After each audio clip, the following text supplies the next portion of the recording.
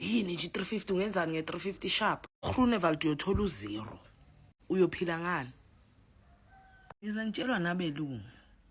Does no one know the FF was formed because they did not want democracy or the release of political detainees?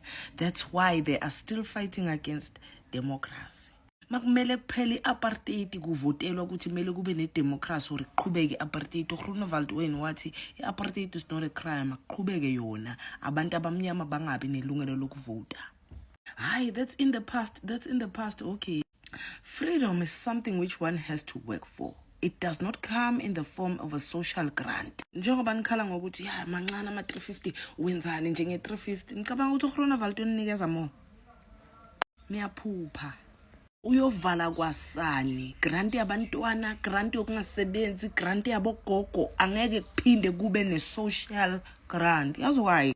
The communists and the ANC should also be gotten rid of because socialism is a certain recipe for chaos, disorder, and poverty. Your president wants capitalism. You know what that means? It means yonke into mele ikhokhelwe, everything must be paid for. Akusana social housing, akusana skolo samahala, akusana clinic yamahala, akuna library yamahala, akuna fogo yamahala. Here's the question. The ANC cannot continue to shut the white people of this country out of society while their contributions and taxes are taken to be good enough. You have to realize that whites cannot just be the milk cows of South Africa. You have to acknowledge them.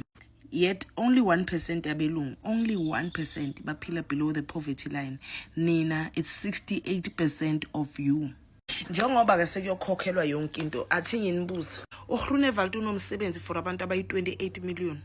And before afika kini mele understand yokuqala qhasha belungu ucala bonke abakhiphe enhluphekweni kunguma mhlawumbe azocabanga ukuqhashana umqhashana oyi 28 million ningasebenzi niyophila ngani hayi ngoba phela thina sidilima ninenhlakaniphile.